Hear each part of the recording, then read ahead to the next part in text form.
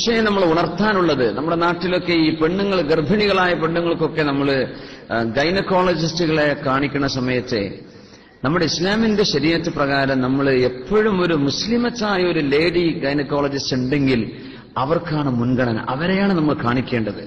പ്രത്യേകിച്ച് പെണ്ണുങ്ങളുടെ വയറൊക്കെ സ്കാൻ ചെയ്യുന്നതൊക്കെ അത് പുരുഷന്മാർ ചെയ്യുമ്പോൾ ഗീറത്തുള്ള ഒരു മനുഷ്യൻ, ഈമാനുള്ള ഒരു മനുഷ്യന് അത് സഹിക്കാൻ കഴിയില്ല.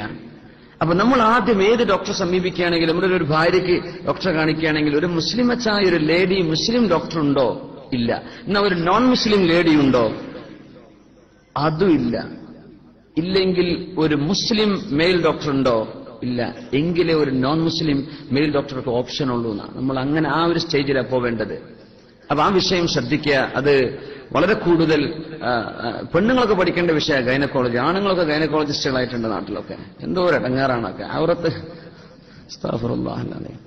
അപ്പോ ഏതായിരുന്നാലും ആ വിഷയത്തിൽ കുറെ പെണ്ണുങ്ങളൊക്കെ പഠിച്ച് ഉഷാറായിട്ട് വരണം. നമ്മൾ കുട്ടികൾക്കൊക്കെ പ്രസവിച്ചു കഴിഞ്ഞാൽ ആ കുട്ടിയുടെ ചെവിയിലൊക്കെ ഒരു കൊടുക്കാനൊക്കെ നല്ല മുസ്ലിമത്തായ ഡോക്ടർമാര് പെൺകുട്ടികൾ ഉണ്ടെങ്കിൽ എത്ര റാഹത്താണ് അല്ലെ.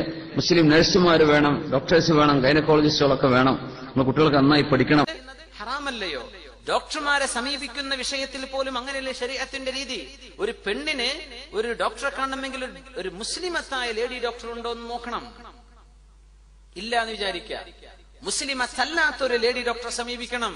അതും കിട്ടുന്നില്ല. മുസ്ലിമായ ഒരു മെയിൽ ഡോക്ടർ ഉണ്ടോ? അതും ഇല്ലെങ്കിലേ ഒരു നോൺ മുസ്ലിം മെയിൽ ഡോക്ടറെ ചോയ്സ് ചെയ്യാൻ തന്നെ പറ്റുള്ളൂ, ചൂസ് ചെയ്യാൻ പറ്റുള്ളൂ. ഇത് ഇസ്ലാമിന്റെ നിയമമാണ്. നമ്മൾ ആര് ശ്രദ്ധിക്കുന്നുണ്ട്? പുരുഷന്മാരെ സംബന്ധിച്ചിടത്തോളം അങ്ങനെ തന്നെയല്ലേ. നമ്മളൊരു എമർജൻസിയിലേക്ക്, അതല്ല നമ്മൾ പറയുന്നത്, ഒരു എമർജൻസിയിലേക്ക് നമ്മൾ കാഷ്വാലിറ്റിയിലേക്ക് പോവുക, അവിടെയല്ല ഈ വിഷയം. നമ്മൾ ഒരു ഔട്ട് പേഷ്യന്റ് എന്ന നിലയിൽ നമ്മൾ ചെന്ന് കയറുകയാണ്. ആ സമയം നമ്മുടെ ഡോക്ടർ ആരാണ്, നമ്മുടെ ഭാര്യയെ ആരാണ് ചികിത്സിക്കുന്നത്, ഇത് നോക്കാനുള്ള ഉത്തരവാദിത്വം പുരുഷന്മാർക്കുണ്ട്, ഭർത്താക്കന്മാർക്കുണ്ട്, പിതാക്കന്മാർക്കുണ്ട്. നമ്മൾ സൂക്ഷിക്കണം.